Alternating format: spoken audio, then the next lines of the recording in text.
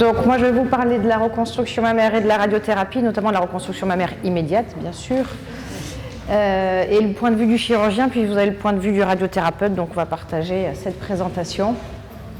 Les premières informations que je voulais un peu vous donner, c'est que la reconstruction mammaire immédiate, c'est un peu pour toutes les patientes dans l'absolu, je dirais, ou presque, certes, on a certaines contraintes, mais on fait de plus en plus de reconstruction mammaire immédiate. On n'a pas de limite d'âge. Une dame de 80 ans qui est en excellente santé, qui n'a pas de comorbidité dans l'absolu, pourquoi pas? Ça dépend de sa motivation essentiellement. Et la reconstruction, c'est la motivation des patientes déjà en premier aussi qui va être importante.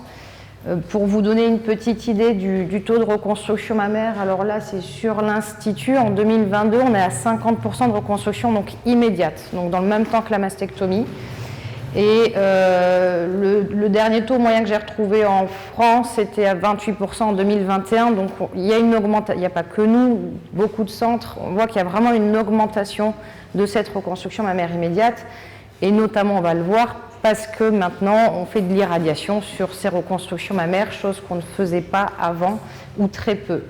Les autres patientes qui ne sont pas reconstruites, il y a plusieurs choses. Il y a les dames qui refusent, tout simplement, qui ne souhaitent pas de reconstruction. Souvent, c'est lié à leur âge plutôt avancé, mais ça peut être d'autres raisons. Il y a des dames qui disent je m'en tiens au traitement carcinologique et je me reconstruirai plus tard. C'est vraiment un choix personnel. Et puis, dans ces reconstructions différées aussi, ou voire pas de reconstruction du tout, ça va être des contraintes plutôt médicales avec des contre-indications absolue ou relative, où on va préférer différer ou changer ou faire des techniques pour lesquelles on ne va pas vouloir faire de l'irradiation sur cette reconstruction. Donc la radiothérapie, vous l'avez compris, ce n'est pas ou ce n'est plus en tout cas une contre-indication à cette reconstruction et on va adapter nos techniques pour cela. Et la seule contre-indication qu'on garde vraiment, c'est le cancer du sein inflammatoire qu'on appelle le T4D, où là, on veut enlever toute la peau puisque la peau est atteinte et qu'on ne va pas garder l'étui cutané qu'on utilise pour la reconstruction immédiate. Les contre-indications relatives, donc les facteurs de risque de complications de cicatrisation en fait, et d'échec de la reconstruction, les principales ce sont le tabac, l'obésité, le diabète et les gros volumes mammaires, parce qu'on a plus d'étui cutané à manager, la vascularisation va être un peu différente, donc c'est là où on aura le plus de complications. Du coup, attention à ces patientes, il faut réfléchir à ce qu'on va proposer. Comment on va gérer un peu la situation? Globalement, en consultation préopératoire, on va récupérer, identifier tous ces facteurs de risque de complications liés à la patiente. Il y en a d'autres, on peut parler de l'hypertension, de la qualité de la peau, est-ce qu'elle est très laxe? Les patientes plus âgées, elles n'ont pas tout à fait la même peau qu'une patiente de 30 ans, ça c'est évident. Les traitements anticoagulants, les traitements immunosuppresseurs avec un corps étranger, une prothèse. Il n'y a pas de contre-indication formelle, mais il peut y avoir des contre-indications relatives en fonction des types de techniques, des techniques de reconstruction qu'on choisit. On va rassembler aussi tout ce qui concerne les éléments de la prise en charge de la patiente concernant son cancer du sein. Qu'est-ce qu'on prévoit comme geste chirurgical? Quel type de mastectomie? Est-ce qu'on peut garder l'aréole et le mamelon? Est-ce qu'il faut le retirer? Est-ce qu'on conserve l'étui cutané complètement, partiellement? Tout ça, il faut qu'on le prenne en compte. On va réfléchir au type de reconstruction et puis aux traitements complémentaires, donc aux traitements adjuvants que vont être la chimiothérapie par exemple, mais notamment pour nous, ce qui nous intéresse, c'est de manager la radiothérapie derrière. Il faut donc anticiper cette radiothérapie et vous avez compris que les différents centres de radiothérapie ne font pas tous la même chose et l'irradiation des reconstructions c'est pareil. Il y a des centres qui ne vont pas réaliser d'irradiation sur une reconstruction mammaire, donc le lieu d'habitation de la patiente va compter parce qu'on ne va pas faire venir une patiente avec 2h30 de trajet aller et 2h30 retour parce qu'on lui a mis une prothèse et qu'on pourrait l'irradier que dans le centre chez nous par exemple et pas à côté de chez elle. Donc tout ça, ça à prendre en compte aussi.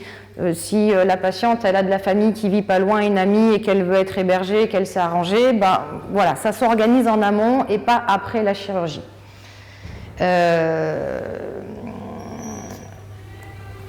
On va informer les patientes au cours de notre consultation du type de chirurgie, oui, certes, du type de reconstruction, des complications que ça entraîne, et quand il y a une radiothérapie, de ce que peut entraîner la radiothérapie sur notre reconstruction, parce qu'on a peut-être un résultat très jolie ou assez jolie en post-opératoire, et puis on va quand même faire cette irradiation qui peut nous entraîner des complications, pas toujours, parfois très partielles, qui ne nécessitent aucune retouche, et puis parfois très inesthétiques, qui vont nécessiter des deuxièmes temps chirurgicaux, voire un changement de technique de reconstruction par la suite, parce que notre prothèse, en l'occurrence, parce que vous allez voir que c'est essentiellement des prothèses qu'on irradie, et ben finalement ça ne se passe pas bien sur l'étui cutané, on a du mal à rattraper cet étui cutané et il va falloir qu'on convertisse notre reconstruction. Donc on va parler de fibrose induite, de coque périprothétique, c'est essentiellement ça. Il y a une classification pour les coques qu'on appelle la classification de Becker, c'est juste pour montrer le sein, il va être souple, non déformé, c'est une coque standard autour de la prothèse, ou alors il va y avoir une coque mais qui est peu visible, qui n'est pas gênante, ou au contraire ça va commencer à déformer le sein, ça peut être douloureux. Voilà, donc les grades 3 et 4, en général, il y a des reprises chirurgicales qui sont nécessaires. Les séquelles douloureuses aussi, ça fait partie de ce qui peut arriver. Et parfois, les patientes, elles vont présenter des douleurs au début de la radiothérapie, au milieu, à la fin, alors qu'elles n'en avaient pas en post-opératoire, qu'elles n'avaient pas de ces douleurs identiques. Donc ça évolue vraiment. Notre reconstruction, autant T post-opératoire, on va dire cicatrisation acquise, quand il va y avoir la radiothérapie derrière, il va y avoir une évolution. Et ça, il faut vraiment qu'on l'explique aux patientes, parce que elles peuvent être déçues du résultat derrière, il faut qu'elles s'attendent à ce que ce soit un peu long, il faut qu'on se donne un délai si on veut refaire une chirurgie après de la radiothérapie. Voilà, tout ça, il faut qu'on le prévoie avec elles et qu'elles soient conscientes de ça et qu'elles soient d'accord avec cette situation-là. Anticiper donc les indications de rayon, on en a parlé, et choisir la technique. Alors, anticiper les indications de rayon, quand est-ce qu'on fait de la radiothérapie après mastectomie? C'est relativement assez simple dans la plupart des cas, et puis des fois on en discute avec le radiothérapeute parce qu'on n'est pas sûr, on se pose la question.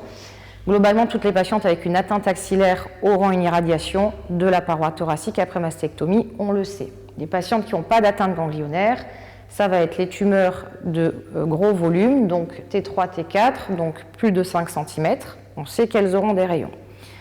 Les tumeurs qui seront entre 2 et 5 cm, là c'est discutable, c'est-à-dire qu'on regarde s'il y a des critères associés de mauvais pronostics ou de risque de récidive plus important. Donc c'est l'âge de moins de 40 ans, les emboles, le grade 3, les tumeurs dites de plus mauvais pronostic, triple négative et HER2+, et la multicentricité, donc la notion de nombre de masses qu'on va voir dans le sein et qui indique d'ailleurs la mastectomie en général. Donc tout ça, on vérifie nos critères et on regarde si oui ou non la patiente va devoir avoir des rayons, et si on n'est pas sûr, on se met en rapport avec le radiothérapeute pour éventuellement décider, ou alors on s'abstient tout simplement. Pourquoi on fait de plus en plus de reconstruction et d'irradiation sur les prothèses? Parce que les techniques, elles ont quand même changé, que ce soit chirurgical ou en radiothérapie. Donc nous, de notre côté chirurgien, on va sélectionner quand même les patientes, même si on peut faire beaucoup de choses. Il faut savoir refuser une reconstruction. Vous avez vu, il y a quand même beaucoup de critères à prendre en compte. Si on ne peut pas, on ne peut pas. Il faut s'abstenir et il faut savoir dire non. Ça peut complexifier, la reconstruction ne doit pas complexifier la radiothérapie, en tout cas le moins possible. Ça, vous allez voir que ce n'est pas toujours simple, mais on y arrive. Ça augmente le risque de complications de faire des rayons sur une reconstruction, à court, moyen et long terme, pas forcément immédiatement. Et ça altère éventuellement le résultat esthétique, on l'a vu. Dans tous les cas, le but, quand on va reconstruire une patiente qui va être irradiée, c'est de ne pas retarder son traitement. On doit rester dans des délais impartis pour son traitement. En termes de technique, c'est toute reconstruction mammaire confondue. On va avoir des prothèses. Le lipomodelage, donc c'est l'injection de graisse, c'est une autogreffe de graisse. Et ce qu'on appelle les lambeaux, donc on va prélever une zone de peau, de graisse, éventuellement une zone musculaire, sur le propre corps de la dame pour aller faire le volume du sein. Globalement, quand on sait qu'on va irradier une patiente, on va mettre une prothèse. La plupart du temps, c'est ça. On peut choisir de mettre une prothèse définitive en silicone ou, selon le volume qu'on doit obtenir, un expandeur qui est une prothèse avec du sérum physiologique qu'on va gonfler au fur et à mesure pour étirer le muscle pectoral ou la peau et obtenir le volume définitif qu'on souhaiterait avoir pour mettre la prothèse définitive après. Donc ça, c'est les deux types de prothèses qu'on peut utiliser. On peut choisir la position où on la met, devant le muscle, derrière le muscle, devant le muscle, on peut la mettre sous la peau éventuellement sans rien, c'est pas le plus fréquent, ça recommence à se faire un petit peu, mais les complications, elles sont plus importantes. Et sinon, on rajoute ce qu'on appelle des matrices, qui sont du matériel biologique ou synthétique, résorbable ou non, donc il y a plusieurs types de matériaux, et ça va effectuer un soutien de la prothèse sous l'étui cutané, ça va remplacer le muscle pectoral, chose qu'on faisait avant où on mettait toujours la prothèse derrière le muscle. Voilà, aujourd'hui, on a cette variante. Là, c'est pareil, il va falloir bien sélectionner les patientes parce que les complications, elles sont plus importantes, elles sont plus nombreuses en termes de risque de cicatrisation et quand on va irradier, si la peau est très fine et qu'on a la prothèse directement sous la peau, on peut être très embêté, bien sûr. Le lipomodelage, on peut aussi faire de l'irradiation sur de la graisse. Ça ne donne pas de séquelles particulières. Au pire, on va perdre du volume de graisse qu'on a mis, mais en soi, ce n'est pas très grave. Donc ça ne pose pas de problème. On peut aussi faire un premier temps de graisse pendant la mastectomie, irradier la patiente et reprendre nos séances de graisse par la suite. Les lambeaux, il n'y a pas de contre-indication formelle à les irradier, mais on n'aime pas ça. Parce qu'on a fait des cicatrices ailleurs sur le corps, on a prélevé des tissus sains non irradiés initialement pour avoir un résultat esthétique naturel, souple. Voilà. Si notre radiothérapie elle altère notre résultat esthétique, qu'est-ce qu'on fait derrière en rattrapage? Pas grand-chose à part un autre lambeau. Donc, on n'aime pas trop irradier les lambeaux. Il y a des études qui montrent qu'irradier un dorsal, ça marche bien, qu'il n'y a pas trop de séquelles. Mais c'est vrai que par expérience, on n'est pas trop pour. Donc on va préférer une patiente qui voudra un lambeau à terme, on va lui mettre une prothèse d'attente, on fait les rayons et on fera un deuxième temps où on fera un lambeau. Ça veut dire qu'entre-temps, elle a toujours eu un volume, elle a toujours eu quelque chose, elle n'a pas la cicatrice sur le thorax, droite, à plat avec la prothèse externe. Donc c'est quand même très bénéfique tout ça. Voilà. Mais on va prioriser les prothèses à chaque fois. Je laisse la parole. Alors du coup, comme vous l'a dit Julie, nous on va devoir s'adapter aussi aux techniques chirurgicales en termes de techniques de radiothérapie. Donc sur le schéma de droite, ABC, vous avez les différentes positions possibles des prothèses établies par le chirurgien, soit en arrière du muscle, la prothèse rétropectorale, soit rétropectorale mais avec une couverture partielle à la limite inférieure par une matrice, c'est surtout quand on a des gros volumes de prothèses. Soit la prothèse qui est prépectorale, c'est-à-dire complètement en avant du muscle. Donc à partir de ça, notre volume de radiothérapie, il inclut systématiquement le tissu glandulaire résiduel, parce que dans 5 à 10% des cas, il reste du tissu glandulaire résiduel. La partie qu'on dit ventrale, donc entre la peau et le muscle, la peau et l'implant, qui contient tous les lymphatiques sous-cutanés qu'on cherche à traiter par rapport au risque de rechute, et une partie dorsale qui correspond à une zone en arrière qui n'a pas été une zone non couverture par le cran pectoral. Et ça qui est pris en compte notamment en cas de facteurs pronostiques défavorables de la maladie, qui sont quand même souvent les facteurs qu'on retrouve en cas d'indication d'irradiation pariétale. Donc les stades avancés, T3, les T4 sont exclus souvent des processus de reconstruction.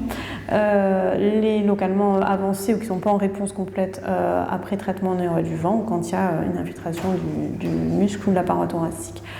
Les tissus qui sont transposés ne sont pas strictement parlés, font pas partie du volume irradié.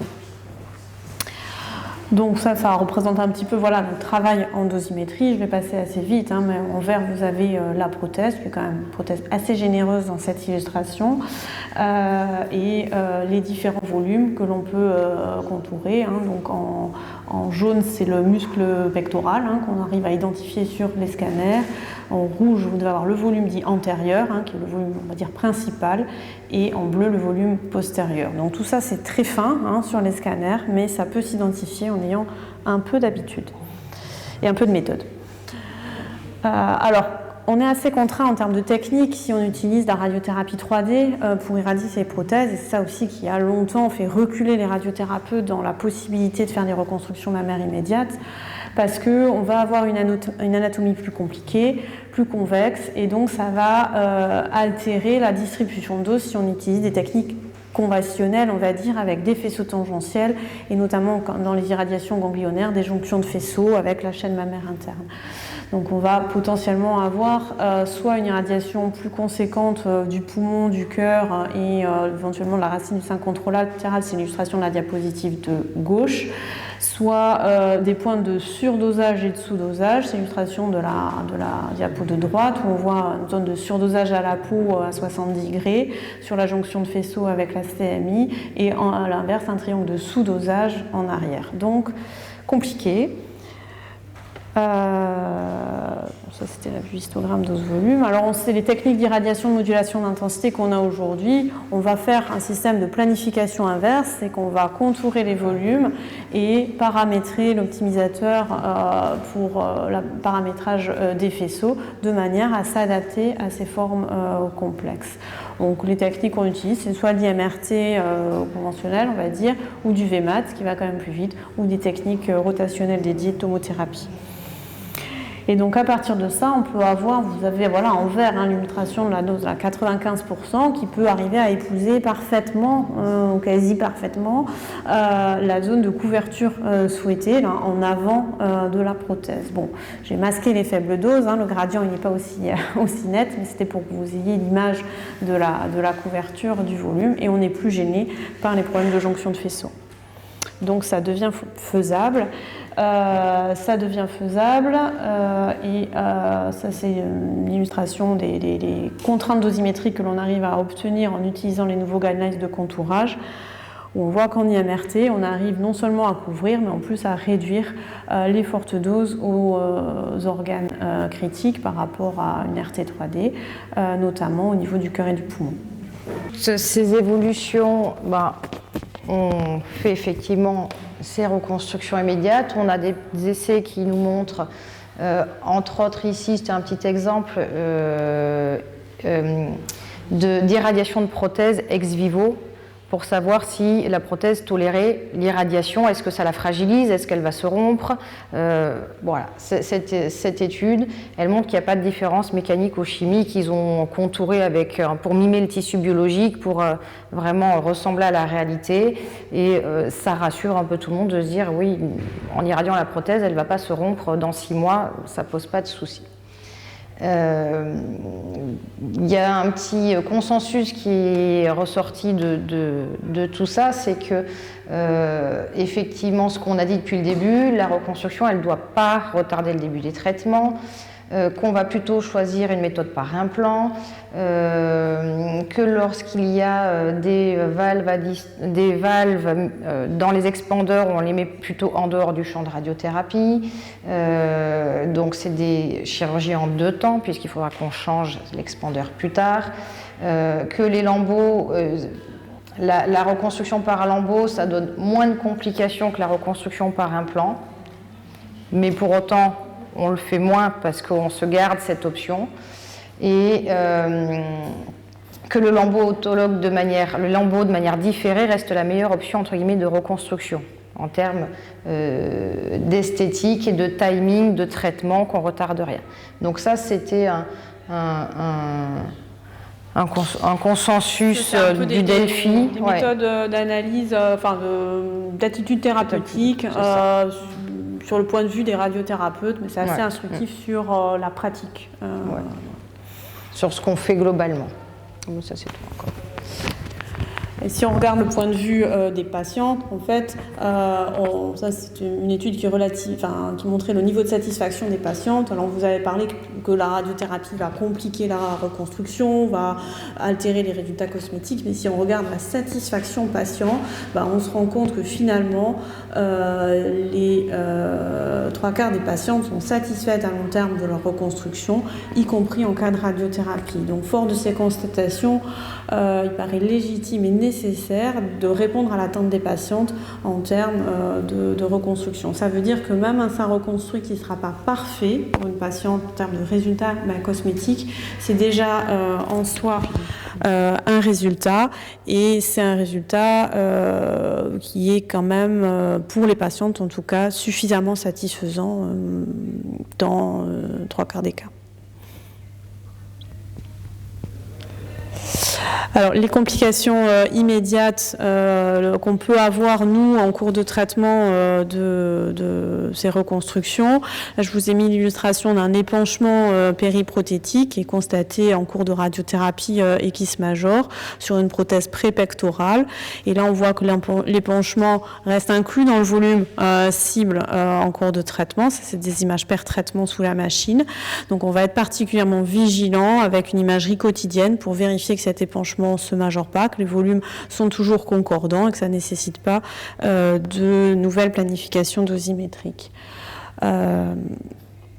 Voilà, donc ça c'est des fusions d'images qu'on a entre l'image du scanner initial et l'image initiale. Donc là on voit qu'il y a une réduction nette de volume en cours de traitement qui correspond en fait à une perforation d'un expandeur qui avait été posé avec des modifications dosimétriques là, qui sont majeures, significatives et qui nécessitent une nouvelle planification du traitement avec une interruption en cours de traitement qu'on essaye de faire de plus courte durée sur un workflow de mise en traitement accéléré. Donc ça, c'est ce qu'on appelle la radiothérapie adaptative. Ça veut dire que le radiothérapeute qui se lance dans les irradiations de prothèses, il est en capacité organisationnelle de proposer des radiothérapies adaptatives aux patients. Là, c'était une autre illustration. On avait une modification du volume prothétique qui était quand même millimétrique et infime à la partie supérieure. Probablement une prothèse qui avait un petit peu bougé parce que, par définition, une prothèse, c'est mobile. Donc, c'est un petit peu antinomique avec le concept de la radiothérapie de précision, mais il faut s'adapter. Et là, il n'y avait pas de nécessité d'interruption de traitement. On arrivait à faire des compromis. Nous, sur les complications, on va essentiellement avoir le problème des coques dont on a parlé tout à l'heure. Donc ça, c'est une étude sur des expandeurs en rétro-pectoral qui retrouvent 33% de coques de grade 3 et 4. Et je vous ai dit tout à l'heure, grade 3 et 4, c'est là où on va avoir une nécessité souvent de réintervention chirurgicale. Dans les autres complications, là, il y a les sérums récidivants, donc les lymphocèles, les infections et 3% d'exposition de prothèse qui n'est pas négligeable. Pour vous montrer des exemples de coques, un peu de divers degrés, la photo à gauche, le sein, il n'est pas si imparfait que ça en soi, en termes de volume, en termes d'esthétique, mais sur le bord interne du sein traité, à droite, on voit qu'il y a une petite voussure et en fait, il y a cette coque à l'intérieur qui rétracte un petit peu les tissus et qui contourne un peu plus la prothèse et c'est moins souple sur cette zone-là. Maintenant, c'est pas très embêtant pour cette patiente, il n'y a pas forcément besoin de retoucher, on va s'aider de la kinésithérapie, on va masser un peu, on va se donner du temps, de voir comment ça évolue, mais c'est pas si imparfait. De l'autre côté, il y a un peu de coque et puis il y a des replis, des petites vagues, et ça c'est souvent les prothèses en sous-cutané notamment.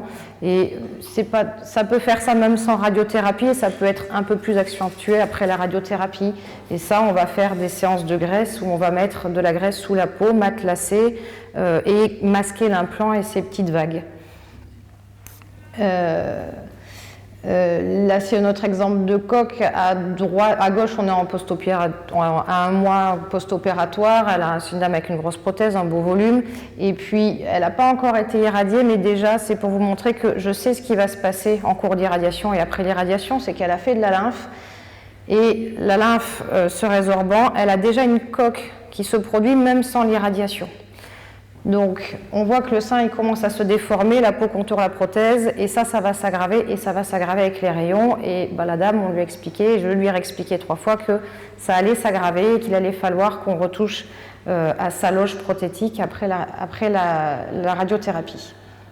Et dans les cas extrêmes, les grades 4, mais on peut avoir une déformation totale du sein, de la peau qui est très rétractée, qui est fibrosée. Et là, en général, quand on va retoucher à la reconstruction, on va proposer un lambeau parce qu'on va avoir du mal à rattraper cette peau.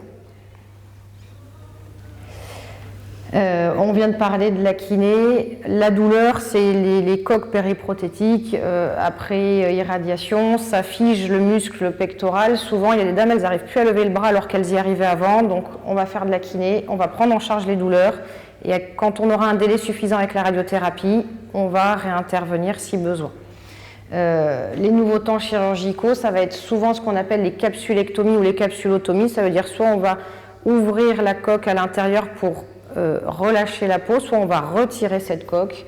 On va utiliser beaucoup la graisse en complément pour les retouches de reconstruction. On va plus ou moins changer la prothèse ou on va convertir pour un lambeau comme on l'a dit précédemment. Au final, on rappelle pour ces reconstructions et radiothérapies que, en premier lieu, quand même, c'est les résultats oncologiques qui priment. Donc, on choisit notre chirurgie en fonction de ça. Les résultats esthétiques de notre reconstruction, choisir la technique selon la patiente, le morphotype, sa vie globale, ses activités, sa profession, tout rentre en compte. Et la satisfaction de la patiente avec l'amélioration de sa qualité de vie qui est importante. On n'a pas une cicatrice de mastectomie seule pendant 1 an ou 2 ans en fonction des traitements. On est content d'apporter à la patiente un intermédiaire au minimum, voire une reconstruction définitive malgré l'irradiation qu'on va organiser derrière. Je ne vous refais pas tout ce qu'on a dit, le retard dans l'initiation des traitements, le risque de complexifier la radiothérapie, tout ça on en a parlé, mais c'est un petit résumé de tout ce qu'on a dit. Donc, on peut reconstruire une patiente même avec de l'irradiation, vous l'avez compris, et puis il faut communiquer entre nous, entre les radiothérapeutes et avec les patientes essentiellement dès le départ.